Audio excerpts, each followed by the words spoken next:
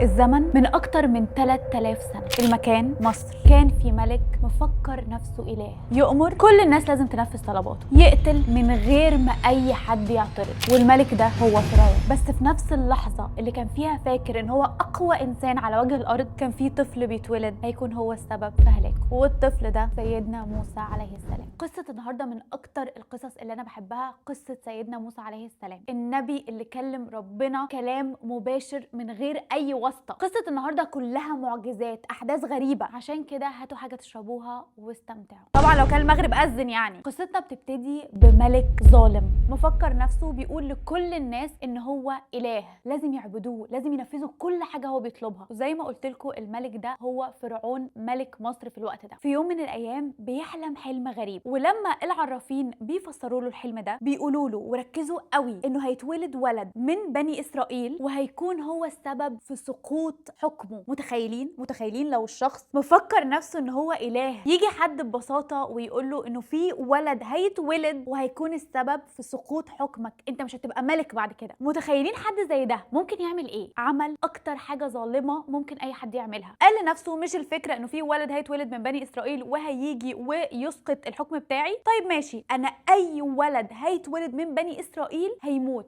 لدرجه انه اي ست حامل كانت بتبقى خايفه تكون حامل في ولد، لو هي حامل في بنت هيسيبوها تعيش، لو حامل في ولد هيقتلوه. مش قادره اتخيل شعور الامهات وقتها ايه. المفروض لما الست تبقى حامل تبقى فرحانه ان هي تجيب ولد على الدنيا، اكيد كانت بتبقى ميته من الرعب يبقى ولد وتشوفه وهو بيموت قدامها. وسبحان الله سيدنا موسى عليه السلام يتولد في نفس الوقت ده. مامته طبعا خافت عليه جدا، قلقت مش عارفه تعمل ايه. الحاجه الوحيده اللي كانت عارفاها ان هي عايزه تحمي ابنها. وهنا تحصل معجزه، ربنا يوحي لها ويقول لها كل حاجه لازم تعملها عشان تحمي ابنها. قال لها اول حاجه رضعيه، وبعدين طلب منها تعمل حاجه بالنسبه لها اكيد وقتها كانت غريبه جدا. قال لها تجيب صندوق وتحط فيه ابنها الرضيع اللي لسه مولود، وتاخد الصندوق ده وارميه في النهر، وربنا وعدها انه ابنها هيرجع لها تاني. والقصه دي بتمثل اكبر مثال على الثقه والايمان بربنا. جماعه هي اخدت ابنها ورمته بايديها في الميه في النهر. لو في حد كبير اترمى في النهر هيترعبوا عليه ومش هيبقوا عارفين هينجوا ازاي. تخيلوا ان هو طفل لسه مولود ما يقدرش يعمل اي حاجه، بس ربنا اكد لها ان هو هيرجعه لها. فهي طبعا نفذت اوامر ربنا، اخدت ابنها حطته في صندوق ورمته في نهر النيل، وطلبت من اخته ان هي تمشي كده جنب الصندوق وتشوف الصندوق ده هيروح على فين. تخيلوا معايا الصندوق يروح فين.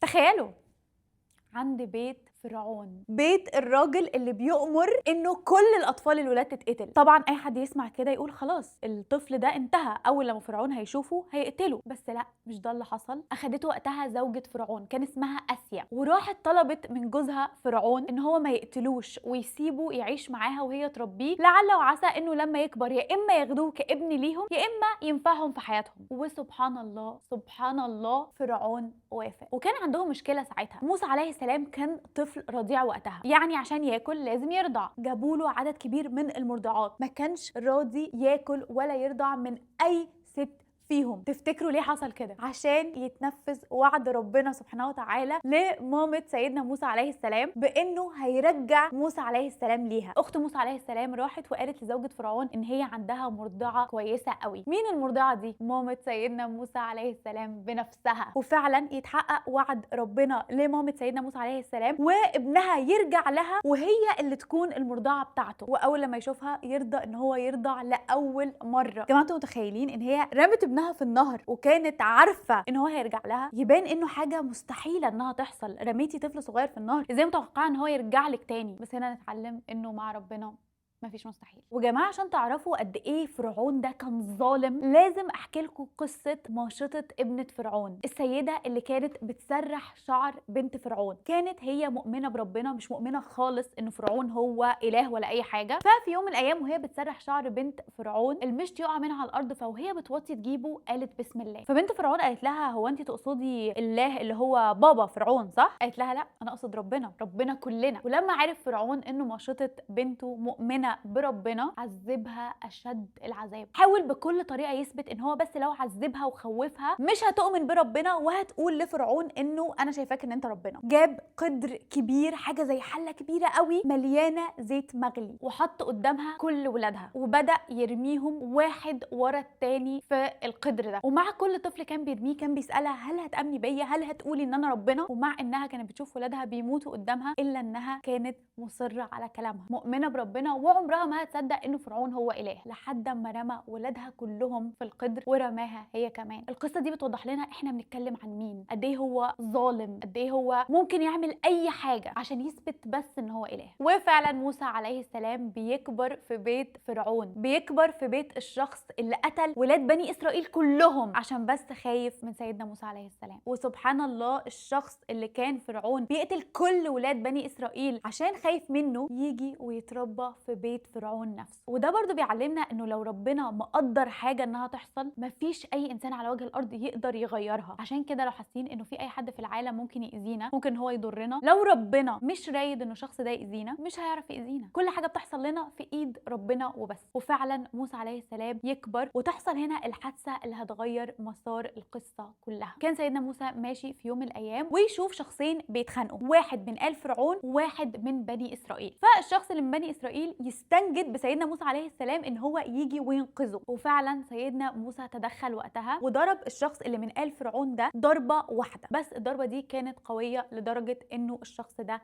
مات. كده اللي حصل انه موسى اللي اتربى في بيت فرعون قتل حد من آل فرعون. الخبر انتشر، ناس كتير عرفت، وهنا موسى عليه السلام عرف ان هم اكيد هينتقموا منه. طبعا موسى عليه السلام ندم جدا على اللي حصل، بس هو فعلا حصل من غير ما يقصد. بعدها الخبر ينتشر في مصر، ناس كتير قوي تعرف، لدرجه انه جه الشخص اللي موسى عليه السلام وحذره ان هم ناويين يقتلوه. فوقتها سيدنا موسى خاف جدا وقرر ساعتها ان هو يسيب مصر. خرج سيدنا موسى من مصر واتجه على مدينة مدين. لما وصل المدينة كان يا جماعة جعان، عطشان، مرهق، بقاله حرفيا أيام مسافر. فشاف وقتها بنتين معاهم الأغنام بتاعتهم وواقفين قدام البئر مستنيين إن هم يسقوا الأغنام دي، بس هم كانوا واقفين على جنب ومش عارفين يعني يقفوا كده مع الرجال عشان يشربوا الأغنام بتاعتهم. فلما شاف كده راح وسألهم انتوا ليه مش بتشربوا الأغنام بتاعتكم؟ فقالوا له إن احنا مش عارفين نقف ونزاحم الرجالة على البئر، فاحنا مستنيين لغاية لما الناس تمشي، وبابانا راجل كبير وما يقدرش ان هو يجي عشان يسقي الاغنام. فلما سيدنا موسى عليه السلام عرف كده قرر ان هو يساعدهم ويسقلهم الاغنام بتاعتهم. وبعدها راح وقعد تحت ظل شجره عشان يدعي ربنا. في الوقت ده رجعت البنتين لباباهم وحكوا له عن الشخص اللي ساعدهم. فباباهم وقتها قال لهم ارجعوا وهاتوا لي الشخص ده، اعزموه عندنا في البيت. ففعلا بنت منهم راحت لسيدنا موسى عليه السلام وقالت له بابانا الراجل الكبير بيعزمك عندنا في البيت عشان يرد لك اللي انت عملته معانا. فعلا سيدنا موسى عليه السلام يروح معاها ويقابل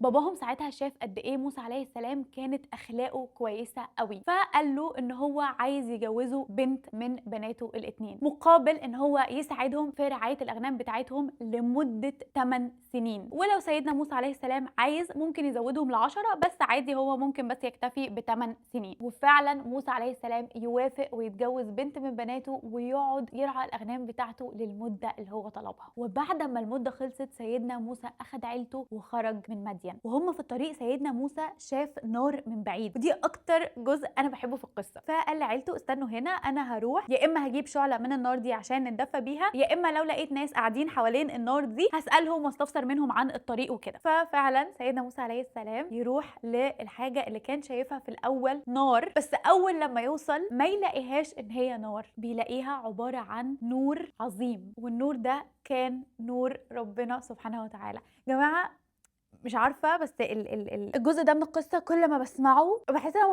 مبسوطه قوي. ففي الاول ربنا قال له اخلع عن عليك انك بالوادي المقدس طوى، يعني طلب منه ان هو يقلع الحذاء اللي هو كان لابسه. وقال له جماعه تلاقوني فرحانه عشان الموضوع يعني بجد يعني مجرد بس ان انتوا تتخيلوها تحسوا بسعاده غير طبيعيه. تخيلوا هو كان بيكلم ربنا، قال له انا ربك وانا اخترتك ان انت هتبلغ الناس بالرساله، وببساطه ان هو هيكون نبي الله اللي هيدعو الناس لعباده ربنا وحده سبحانه وتعالى. بعد كده ربنا ساله عن العصايه اللي في ايده. سيدنا موسى كان ماسك عصايه، فبيقول له دي عصايتي بتسند عليها وانا بمشي او برعى بيها الاغنام، بستخدمها في كذا حاجه. فربنا ساعتها وراله اول معجزه وطلب منه ان هو يرمي العصايه بتاعته في الارض. وفعلا موسى عليه السلام بيرمي عصايته في الارض فتتحول لثعبان، بتتحول يا جماعه لحيه. ودي كانت من المعجزات اللي ربنا اداها لموسى عليه السلام علشان يقنع بيها فرعون، وقال فرعون ان هم يؤمنوا بربنا. تاني حاجه قال له دخل ايدك جوه العباءه بتاعتك، ففعلا دخل ايده في جيبه ولما خرجها خرجت بيضه زي التلج. ودي كانت تاني معجزه. وساعتها ربنا بيطلب منه ان هو يروح فورا لفرعون ويدعوه هو واهله لعباده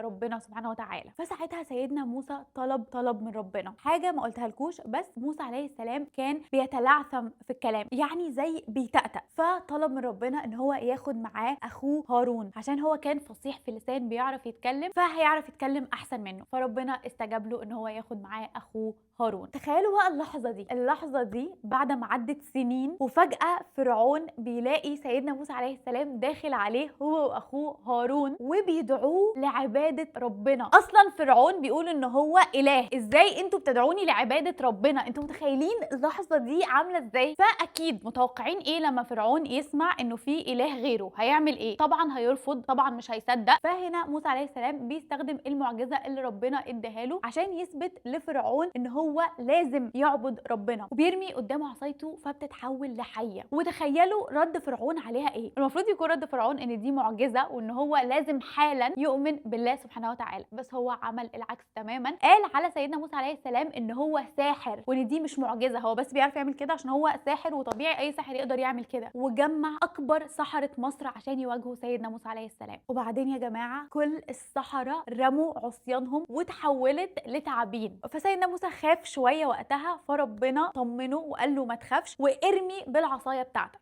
فسيدنا موسى عليه السلام يرمي بعصايته فتتحول لثعبان عظيم ياكل كل التعابين اللي رموها السحرة دول. يا جماعه متخيلين قد ايه المشهد ده كان عظيم؟ كان عظيم لدرجه ان كل السحرة دول وقتها امنوا بالله سبحانه وتعالى. فرعون وقتها ما كانش مصدق، اللي هو حتى السحرة اللي هو جايبهم عشان يثبتوا ان هو الاله امنوا بربنا. هل هو يؤمن بربنا دلوقتي؟ هل هو يصدق ويبعد عن اللي هو بيعمله؟ ابدا. قرر ان هو يعاقب ويعذب السحرة ان هم امنوا بربنا، وامر بقطع ايديهم وارجلهم عشان هم امنوا بالله سبحانه وتعالى. جماعه الراجل ده كان بجد من اكتر الناس الطغاة الظالمين اللي انا شفتهم في حياتي. سمعت قصص كتير قوي، بس فرعون ده مختلف. فرعون ده ظالم لدرجة غير طبيعية. كل اللي شافه فرعون يا جماعة ولسه ما امنش بربنا، بالعكس ازداد كفر وازداد ضلال. وربنا في الوقت ده كان بيبعت له آيات تأكد له انه ربنا موجود عشان يتعظ ويرجع عن اللي هو بيعمله. من الحاجات اللي ربنا بعتها له الطوفان، كان فيه مية كتير قوي ومطر بينزل كان بيدمر كل المحاصيل كل الزرع، الناس ما كانتش لاقية تاكل. وبرضه فرعون ما صدقش. ربنا بعت له الجراد. جماعه الجراد دي حشرات بتيجي على الزرع وبتاكله، حرفيا كانت بتنهي الزرع الموجود على وجه الارض. وبرده فرعون ما صدقش. برده ربنا بعت لهم الامل اللي بيطلع في الشعر واللي بيظهر في الحبوب زي الرز والعدس والحاجات دي، برده ما صدقوش. ربنا بعت لهم ضفادع كانت يا جماعه بتخرج من الانهار، بتخرج